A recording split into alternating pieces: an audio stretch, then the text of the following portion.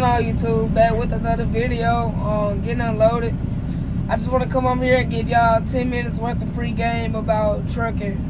I've been in trucking for about 4 years, so I kind of know what I'm talking about a little bit on being an owner-operator, working for a company, and stuff like that. So first off, if you're trying to get your CDL, I would say go to a community college over a private school. The private, like, I ain't saying like actual private school like what y'all thinking of. I'm saying like an independent company that's like doing their own like schooling or whatever. Also, don't go through like a trucking company to get your CDL. I mean, it may be beneficial, but you got to sign a contract, and if you try to leave earlier than the contract, you got to pay the full price, and the full price may be a crazy amount. And what I'm getting at is community college may be a little bit cheaper than going to like a private school or going through a trucking company. Reason I say that because I went through a community college. It was $2,500 just to get my license, but I was trying to go to this other school before then, and it was $5,000, and they were like a private company. So that's what I was getting at. Like, try to find a community college in your area that work on trades, and go to CDL school and pay $2,500, $3,000, $3,500. Just try to find a cheaper option, but still a good school, you know. So the number one, try to do that. Also, when you do get your license, or when you go take the test to get your license, try to get all your endorsements. That way you don't limit yourself on what you can do. You can go to any trucking company, tanker, flatbed, reefer, dry van. You can go to any company that's paying money. So if you want to get paid right off the rip, get all of your endorsements. What I mean by all of your endorsements is hazmat, tanker, triples and doubles. Especially if I got on the West Coast. I think California, they have like a certain type of trailer law or weight law, so they gotta haul like 2 trailers.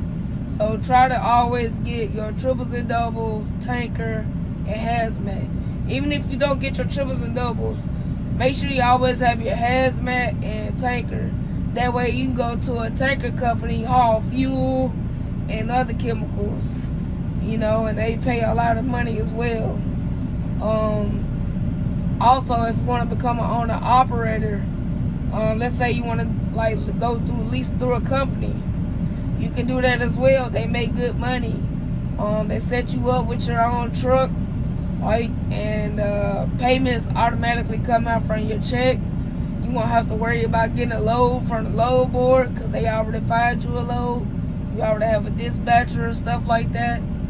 The only thing you have to worry about is maintenance and fuel.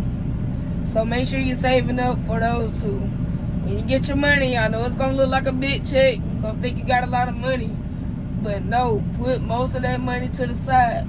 Always pay yourself first if you're gonna go that route.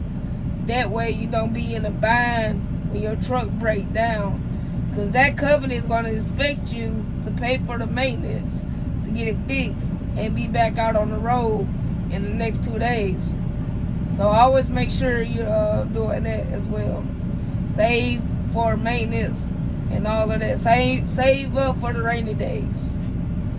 But also you can do a hot shot, box truck, or you can just buy your own truck outright, your own semi truck outright through you know, going to one of these trucking lots or whatever, or buy a used one. You know, just make sure you're getting a good deal and all of that. You can do a lot with your Class A license. Also, make sure you're not restricted. What I mean by that is don't have an automatic restriction on your license. You want to be able to at least drive a manual 10 speed.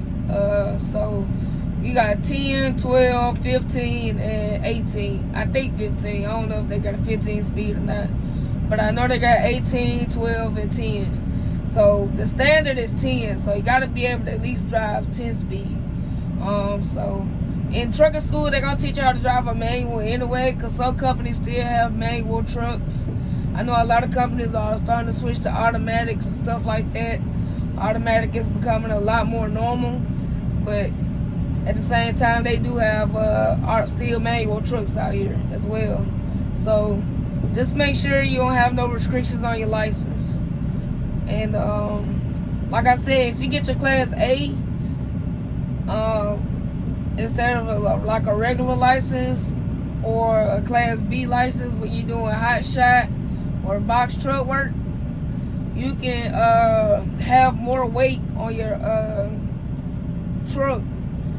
And more weight actually means you can get more, more heavier loads that's paying a little bit more instead of taking a light load that's not paying that much. So that's what I mean, like you're able to drive with more weight than other people are able to. So you can be a hot shot truck driver and have a regular license, but you're not going to be able to haul as much weight as a person with a Class A. Same as the box truck. I think box truck is still limited to, I think they go by Class B license. So I think you still are able to have to stick around the same weight. I don't think you're able to haul more weight. Also, get your TWIC card. If you want to haul containers, get your TWIC card. That way you can be able to go in and out the port.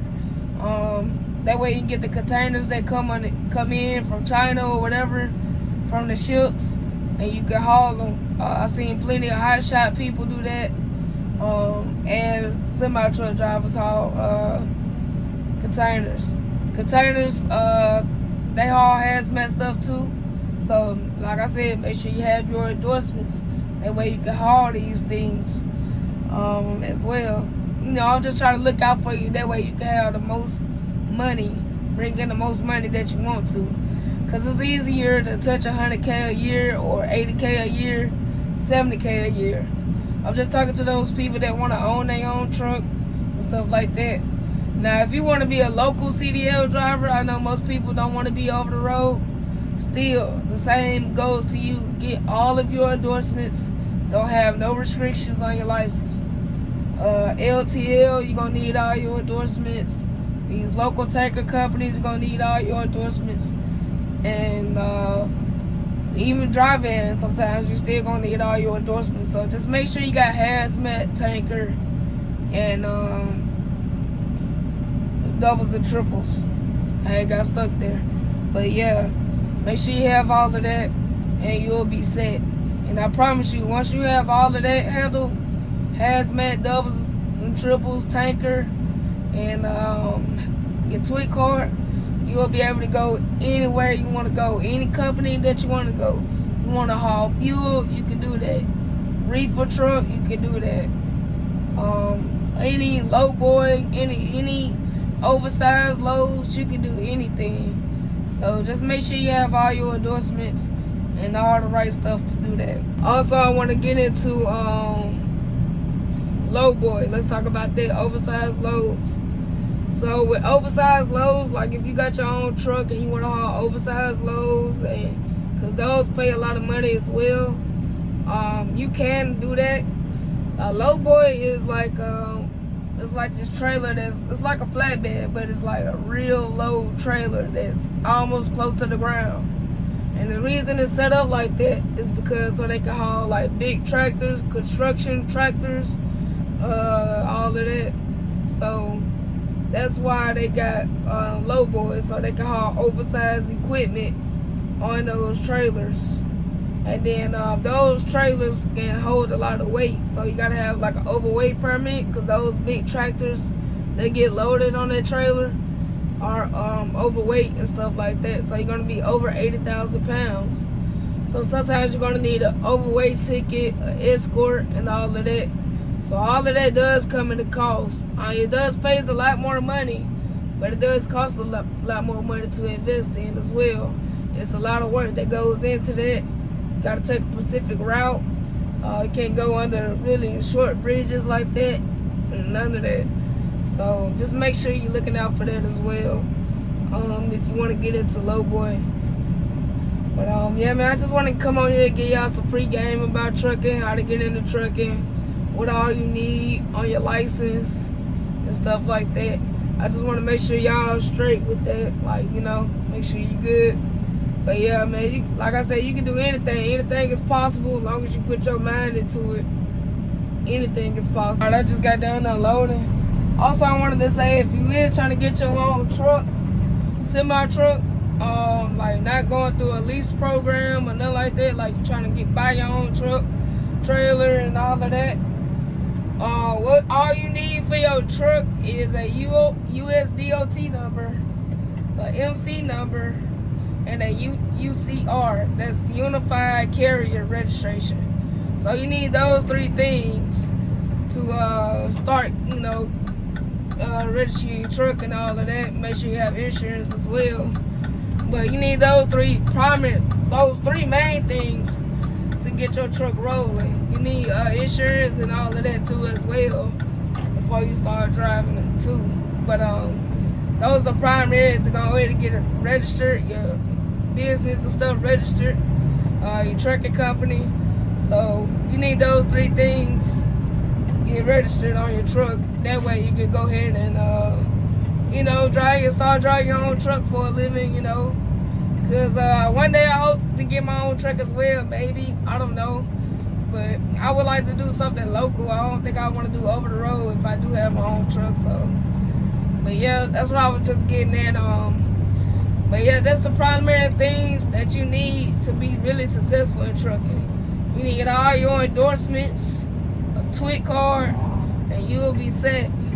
And then make sure also, I can't stress this enough, keep your driving record clean. Because every company you go to is going to check your NVR, which is your background, like your driving record and all of that. So just try to keep your driving record clean as possible. A ticket, you know, just try to get that off, you know, if you can. But if not, just go ahead and pay it, and then you probably just gonna have to wait 3 years for it to fall off. But yeah, just try to keep your record clean. Try to, you know, be safe out here. I can't stress that enough either, because it is dangerous, you know.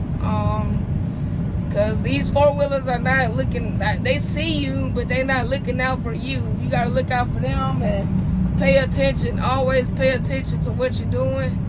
When you get in stressful situations, do not panic at all. Don't panic.